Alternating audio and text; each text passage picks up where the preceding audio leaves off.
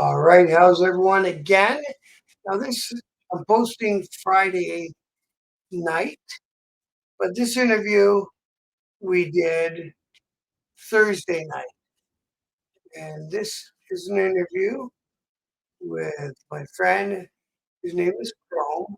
He's the founder of a club called the Los Gypsy Nation. So check out this video. You're gonna like it. I had it recorded on Chrome's end, and then he gave me permission, of course. He posted on the Lost Gypsies Facebook group, and from there, and posted it on to Biker News Canada Facebook group.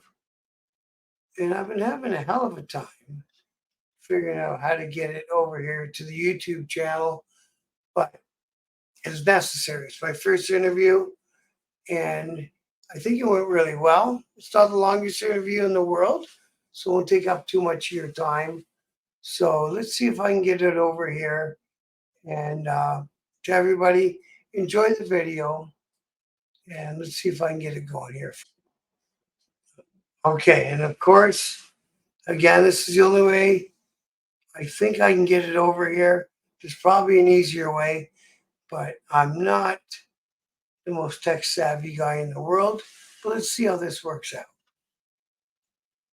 And I should listen to it through my monitors, so I know that the audio is coming through and all that stuff.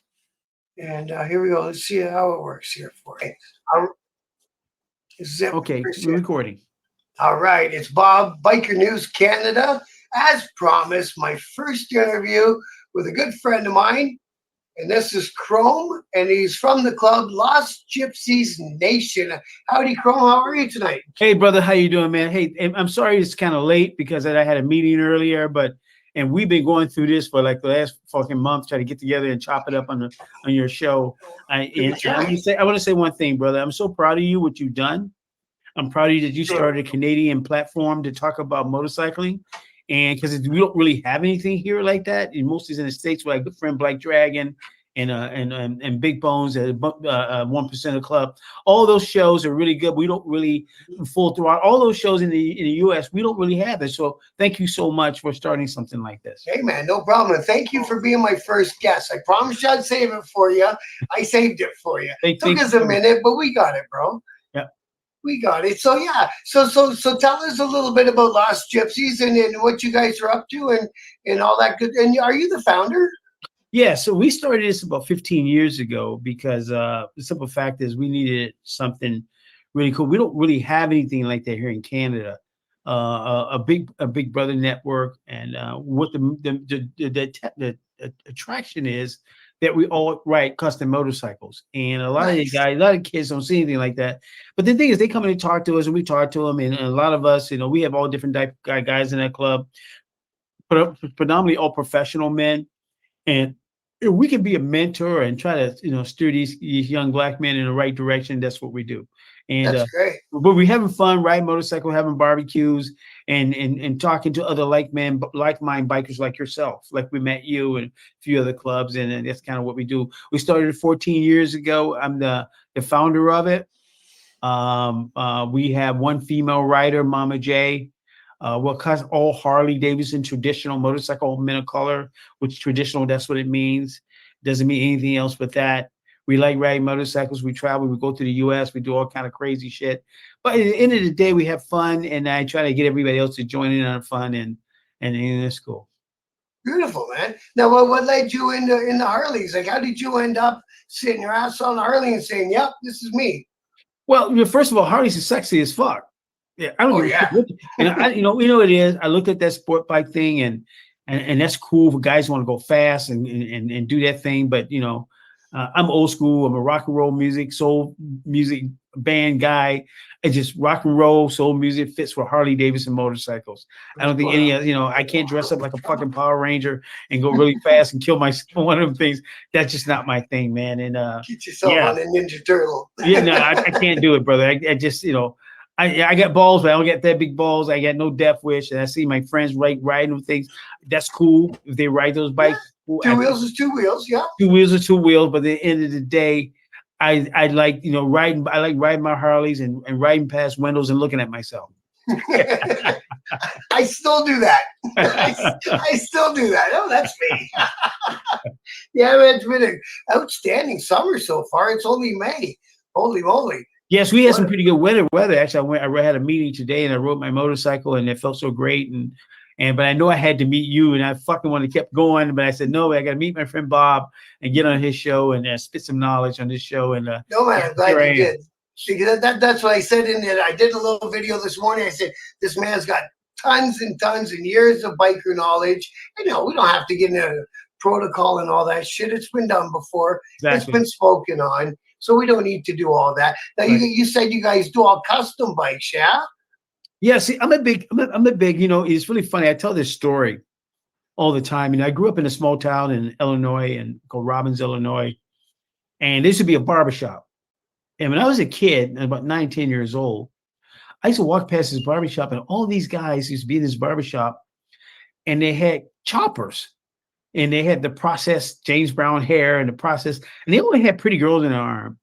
And all the other kids wanted to be a fireman or a cowboy, what the fuck they want to be. I wanted to fucking be that when I was 9 years old. That's what I wanted. I said, how in the fuck? What? They had these beautiful motorcycles, shark skin suits, processed hair, and gorgeous women. As I got older, now I kind of figure out what they did for a living. I didn't know that back then, but at the end of the day, they were the guys who always told us to go to school, get an education, don't end up in the street, and they were mentors in a long way. And that's kind of what I wanted to do when I got older. When I started this club, we're mentors. As far as the motorcycle, I don't know. A lot of guys seen a 60s chopper with a shovel head engine on it. That's the most beautiful thing. It's more beautiful than a woman, I think. Now everyone's buying shovels now, right? Right, exactly. Everyone, if they can get a numbers matching shovel, they're on it. Yeah. Exactly. Yeah, which is cool. And I remember back when I was a club guy, and we had some older members riding down the roads on their shovels, and we'd laugh and say, "Did you bring all your 9/16 wrenches to gather up all the bolts?" Because they fall apart. Yeah, exactly. Right. And today is, that stigma is still there because a lot of people ask me, don't Harleys break down a lot? I go, well, they did in the 70s and sometimes in the 80s, but in the 90s, Harley Davidson kind of got it together. They got some influence with some of the Japanese companies and made a better bike for all of us. And now I still think that's the most pristine premier bike there is. I would never switch to anything else, maybe an Indian, which is still an American-made motorcycle. And it's basically, they're almost like a knockoff anymore, aren't they? They're knockoff, yeah. But I like the look of it. They're beautiful bikes, and they work. Oh yeah, I never put one down. I've never owned one. How can you put something down you've never sat on, right? Exactly. You got to ride the ride before you know what you're talking about. Right. Now, what do you think about all these charity events and stuff that all these different groups are doing? Are you guys in that headspace? You know what it is? We started in this club 15 years ago is a charity in itself. What we do is just showing up and showing out. Some people say, well, don't you give that? If we can get a young man to be inspired by what they see with us and you have a conversation with us, that's a charity in itself. This is how I think about that. As far as groups doing charity, that's an amazing tool. They got so many clubs out there like Guardians of the Children. These guys, these guys are out there trying to save children for dysfunctional families and just actually have one of them guys for an interview very soon. Yes, those guys are great guys. They're friends of ours. We're friends with a lot of charity motorcycle clubs, and we all have the same like riding motorcycles. We like to save people. That's what we can do. I think the way the motorcycle whole club community has changed a lot, and that's what we talked about before. It'd be great if we could get all these guys on your show and get back to old school riding motorcycles and charity. Absolutely. Like when you and I was kids, we first started in the first fucking place. Yeah, man. Yeah. And you don't see it, everyone's got to do what they got to do. I'm not going to put nobody down about what they do, but I love all these guys that are doing the charity stuff. I always put out the open invitation. If you want to come on my show, we'll do a talk like this, and you describe whatever the event is that you want to describe. You know what I mean? Now, is your event going through? Yeah, yes. Well, the thing is, Bob, is this. What we get, the reason why I'm on your show, because I want to promote it. There's so many events going on. You live in southwestern Ontario, so yeah, and you know what you get from Toronto area is secondhand. But being friends with me, what we're gonna do is I'm gonna work with you on this because there's Beautiful. so many grades. We only got 6 months out of the fucking year, so we Right. can take advantage of it. So all the information we can get to give to people is amazing. There's so many great events here, men and women, co-ed clubs, everything. People ride motorcycles, have fun, and your platform is so amazing, dude. That you know Thanks, man. that we this is gonna be fun for everybody. I think so. I think so. I started out just doing little TikToks off my cell phone, figuring. And then one of the guys from the States, I became friends with a few of the guys from the States who do biker news. And but they're doing stuff for the newspaper. I started to, and then I thought I'd steer away from that because it just puts bikers in a bad news, in a bad light. You Right. don't see a good news story about a biker in the newspaper. No, no, and So that's unfortunate. But your platform is Happy Biker News. right. It's really cool because what you're gonna do in your platform, what you told me, and which I know you're gonna do, is put nothing but great things, events, parties, having fun, men, women, whoever rides the fucking two wheels, you can be Yeah. in a fucking wheelchair. I think you're gonna promote it and say, show up. Bro, my next interview is with a man that rides a Vespa with a sidecar with his dog. Cool. He's my next week's interview. I can't wait to interview him. Right. And he's turned doing all that in the children's books. Good Right. for what a great idea. Yeah, you know what? You know, that's amazing, Bob. Like I say, it's like we need more platforms like yours. And I have one, you know, Prospect Magazine TV. I'm good friends with Black Dragon, so is you. He's got a Yeah, great platform. And what you're doing is you're giving it, you know, being in Canada, you'll give Canadian biker news. Because a lot yeah, of people don't really know a lot of things going on here. And the thing is, your platform is amazing. And after this show between me and you, maybe more people want to come on your show and explain and showcase what they're doing. exactly. That's what I'm hoping for. Yeah. That's exactly what I'm hoping. And I actually got fans and subscribers from the States on my YouTube, Good. which I thought was really cool. Yeah. They just follow me along from the other guys that I'm friends with. Well, one thing I noticed about you, we had some conversations about motorcycle clubs and motorcycle club culture. You know your shit. You're not BSing about nothing. You've been there, you've done it. Been around. You done that. And the thing is, I wish that more people listen to your show, because you're a man with history and you have fucking receipts about everything Yeah. you're talking about. And that's good because Ontario has some really cool shit going on here. You know, my good friend Dan Lim, and I hope he sees this show. He's got a show June 1st. It's a tribal show. He's into custom motorcycles and stuff it's in Guelph. It's a really cool show he's got going on. Oh, I'm gonna have to search that one. There's a brother named Lee Syke who rides nothing but 70 vintage choppers. This dude, Cool. reading his platform on Facebook, and he's just a brilliant guy the way he thinks.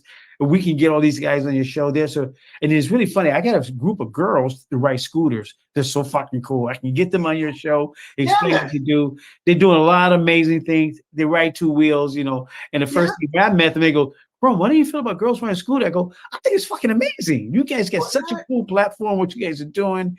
If people can get out of these two wheels, man, fuck golf, fuck playing baseball. Two wheels is the best social network going. It transcends race, women, bikes, what type of biker is everything. It's just so cool. Yeah, and I found a lot of these the riding clubs that I feature, their events. A lot of them are being brought to me by women. Good, which I find is really cool. Yeah, right. There's the Burlington night. They do it like can't remember what night of the week. Sorry, Sue, but her name's Sue, and she sends me all the information. They got bands. They do a little ride around Burlington. They come back to the Navy's place, and they have a good time. Right. It's like I say, thank you, Bob, so much for having this platform that you're doing. And because Canada doesn't really have anything like this. Yeah, you got Facebook, you got Instagram, but actually to see your face and you promote it and you say some good things about the motorcycle community. And you're out of London, Ontario, right? Yeah. There's a lot of things in Kitchener, own the dealerships. My good friends are own the Black Ridge, Aaron and Blake, Harley Davidson and Rockies. They're really good friends of mine. The guys at Mississauga Harley, those guys are really cool. They always got events. And the thing is, make sure that they all reach out to you and Good. you can showcase that, you talk about with their platform and see what they're doing. Yeah, yeah, yeah. Because a lot of people with bikes, like, especially the women, they don't really know where to go, what to do. And it's good that you got this so they can, their Saturday weekends is good. And then I went and got sick for International Female Ride Day, and I had all these different starting points, and I was laid up in bed for a week. Well, I missed it. something, Bob? There's no mistakes in life. I think that's the way the universe works. Maybe you're not ready. Now Yeah, you're maybe. ready. Now you're ready to interview some people like this. Next year your platform is gonna blow up. I give it about a year, dude, and everybody want to be in it. Everybody subscribe. Yeah. I Just keep making content. Yeah, keep making contact. Yeah. Yeah. How's your channel doing? Did you do a channel? Well, I have a YouTube channel. Yeah, it's doing great. Yeah. The thing is, what I did was I try to inform and inspire people on my channels. What I did was I interviewed all the greats from California and across America who started clubs back in the 50s. Because Cool. I always like talking to the old school guys because they understand this culture. They're all in it for the same reasons. I got into it to have fun, have barbecue, and laugh and joke. Da, da, da, da. I think the new generation is different. I've never seen, and it's funny. I was talking to a friend of mine from California. I never seen so much hate and angry right now than fucking ever seen in my life. Are And they mad again at each other? it just everybody's mad about anything. Yeah, yeah, yeah. Men hating women, politics. It's just crazy. Well, And politics the thing is going right crazy. Anymore. everybody's crazy and chick aside is this and that. It's just And the thing I keep trying to remind people is back in the day, Yeah. an outlaw biker would always vote for a liberal or a Democrat because they had softer laws. That was You know tradition. what it is? It's like I think people today are angry about their personal lives and they drag everybody else into it. Maybe a guy is home, he hates his fucking wife, hates his kids, and all of a sudden he hates the world. Excuse me. Yeah. I hate to make you laugh, brother, but I've been seeing that. And a friend of mine from California, she's 80 years old, almost 80 years old. She says, "Oh, why is everybody so angry?" She's like, everybody get on social media. I hate this. I hate that. What do you think of country music? What the fuck is going on? She goes, "It's never been like this before." And they're all chopping each other down. Like, leave it alone. Leave it alone. He's like, guys, I don't want to get married anymore because the chick is a bitch. And men hate women. It's just crazy now. And the thing is that, I try to bring some happy news and not my political opinion. I don't really have any political opinion because, politicians, I think they're all full of shit, to be honest. And I think that's what I've always said. It's all about money and greed. And the whole reason I joined the motorcycle club wasn't to be a tough guy or a bad guy. It's because I didn't like the way society was going. Thank you. That's very anti-society. So I joined. Exactly. Yeah. Yes. I totally get what you're saying. And I just want to be around positive thinking people because I always tell people what you put out in the universe, you get back. If you're negative and your friends are negative, your world is negative, that shit comes back on you. But if you're positive and happy every day, people ask me, Krome, why the fuck are you happy every day? I said, well, I got no choice. Yeah. Well, you don't have a choice. Well, it's a choice. It's a choice. You know how true that is because before I got sick and spent that week and I got a chance to get healthy, get my voice back, feel better, but I was in a pissed off mood and I came out of that week and I thought, I'll change that too. I'll change my diet. I'll change how get some more, fix yourself.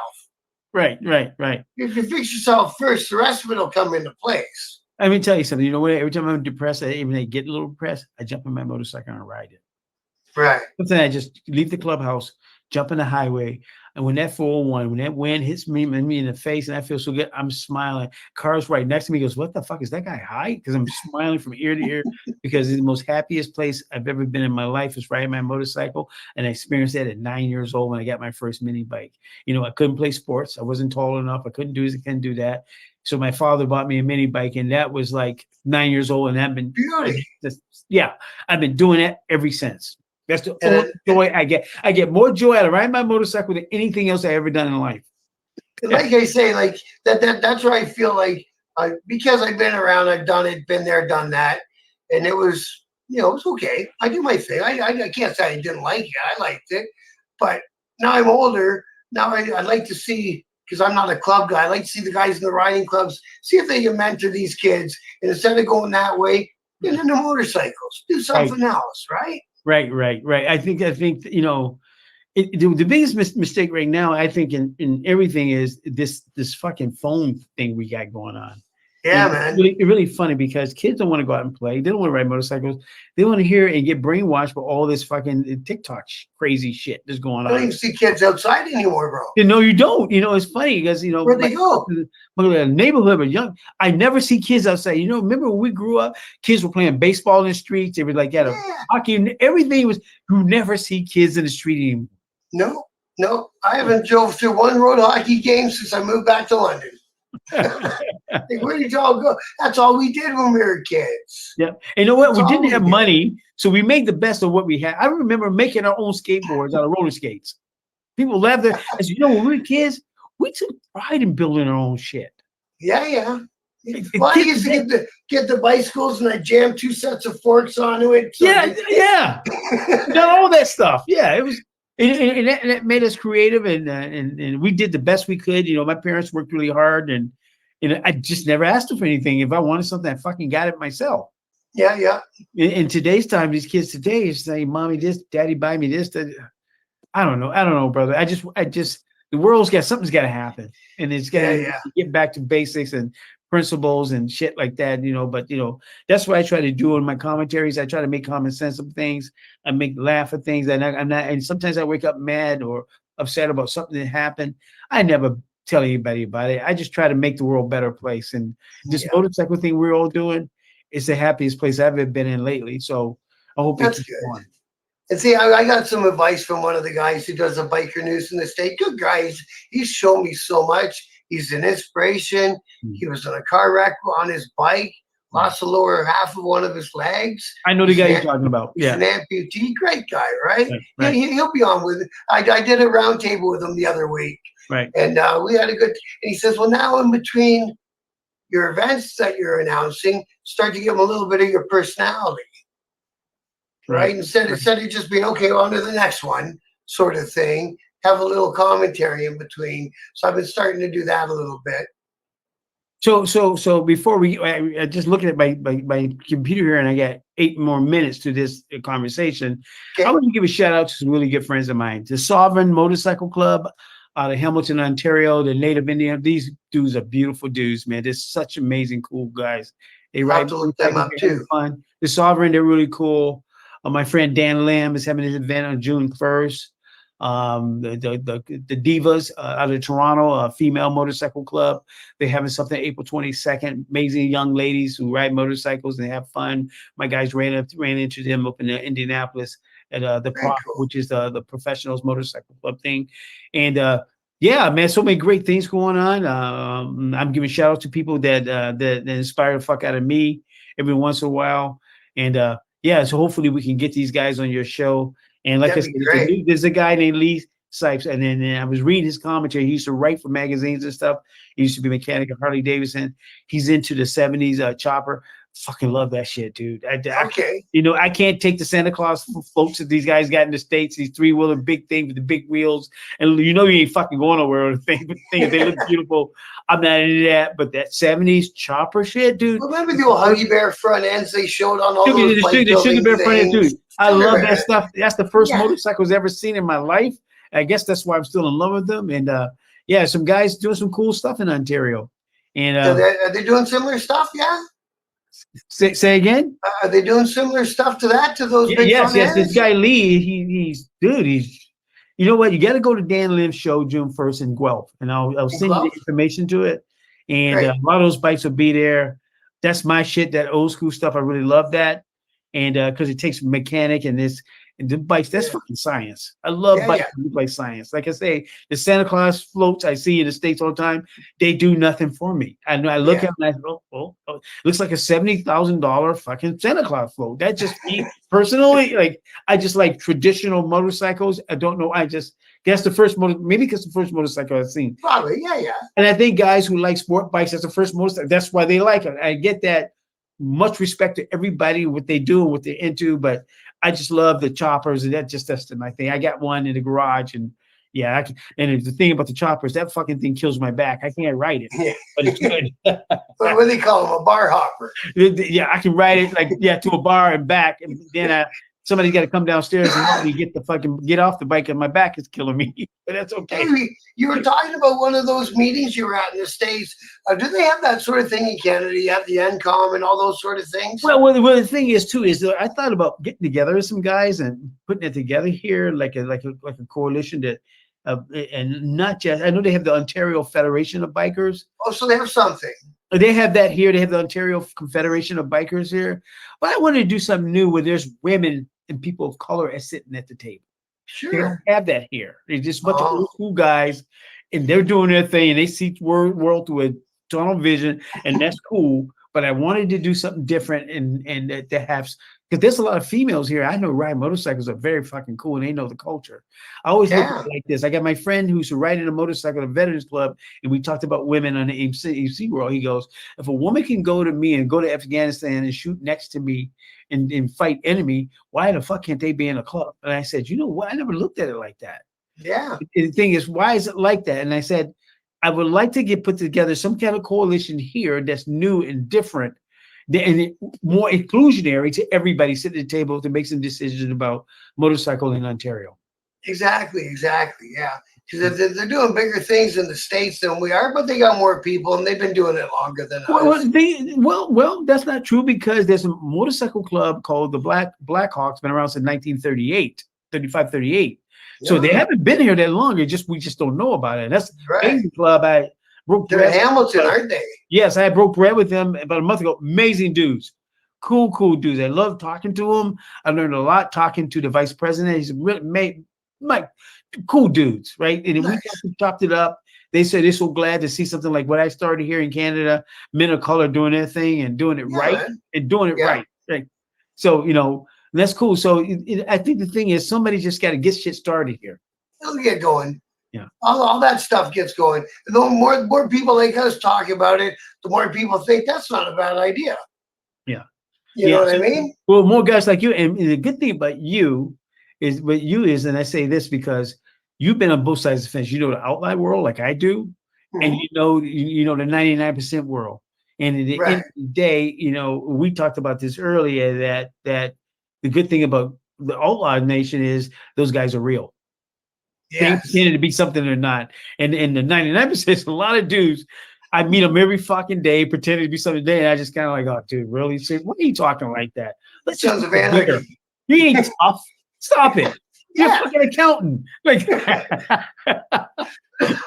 which is, well, why does anyone put on false airs anymore? Dude, I don't fucking, because you know what the thing is, they look at guys like us, they think that's what we want to hear. Yeah. Tell me about how great of a parent I was with your children.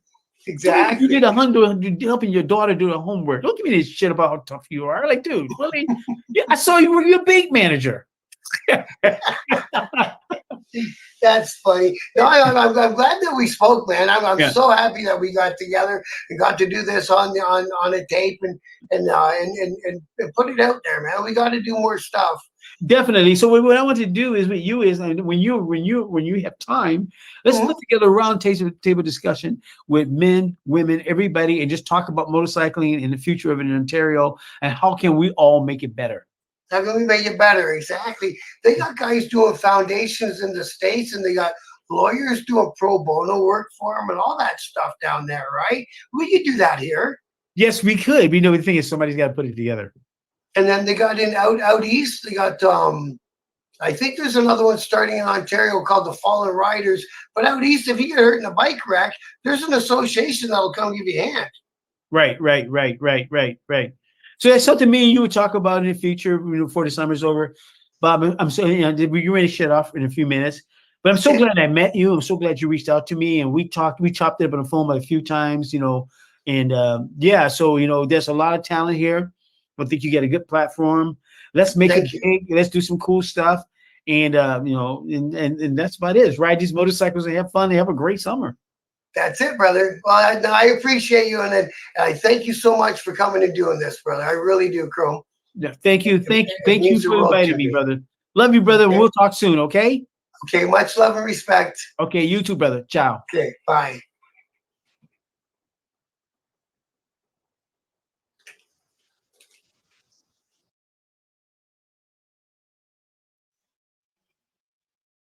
Okay, so again, that was my first interview.